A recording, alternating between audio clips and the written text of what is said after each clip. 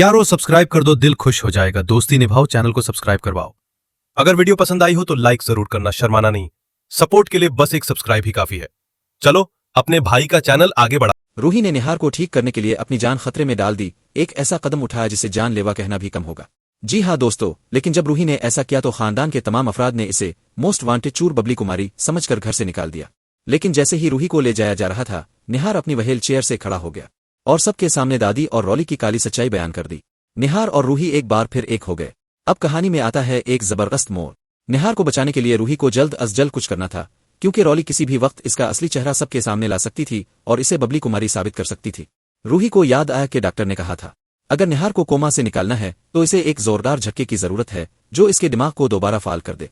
बस इसी बात को जहन में रखते हुए आज ही रात को रूही ने एक खतरनाक प्लान बनाया। जब सारा घर सो रहा था तो रूही चुपके से निहार के कमरे में दाखिल हुई। निहार को व्हील चेयर से निकालकर एक जैकेट पहनाई और मजबूत रस्सियों से बांध दिया।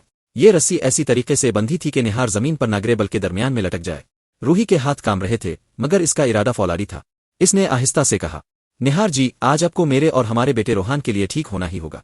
और फिर दिल पर पत्थर रखकर निहार को धक्का दे दिया। निहार झटके से नीचे गिरा, लेकिन जैसे ही वो लटका, अचानक पीछे से आवाज आई, ये तुम क्या कर रही हो? ये रॉली थी जो छपकर सब कुछ देख रही थी। रॉली ने जोर से चीख मारी, पूरा घर जाग गया। सब भाग कर आए और जैसे ही देखा कि कबीरी आया ने निहार को ऊपर से नीचे फेंक दिया है, सबके होश उड़ गए। दादी ने गुस्से में आकर रूही को थप्पड़ मार दिया और कहा, हमने तुम्हें निहार की खिदमत के लिए रखा था, न कि इसे मारने के लिए।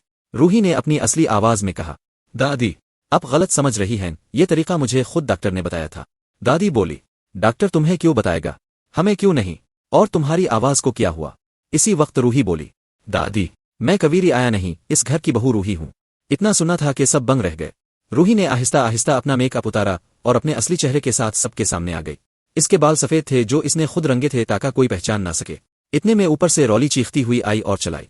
ये औरत रूही नहीं, बबली कुमारी है, मोस्ट वांटेड चूर। घर वाले रॉली की बातों में आ गए और फौरन पुलिस को बुला लिया। रॉली ने पुलिस को वो टेम्पलेट दिखाया जिसमें रूही जैसा चेहरा था और नीचे मोस्ट वांटेड लिखा था। पुलिस ने बगैर तहकीक के रूही को गिरफ्तार कर लिया। रूही रोती रही, बार बार कहती रही, मैं रूही हूं, मुझे मत ले जाइए। लेकिन जैसे ही पुलिस रूही को ले जा रही थी, निहार की आंख में हरकत हुई। वो उठा, खड़ा हुआ और जोर से बोला, राको, ये मेरी बीवी रूही है। सब हैरान रह गए।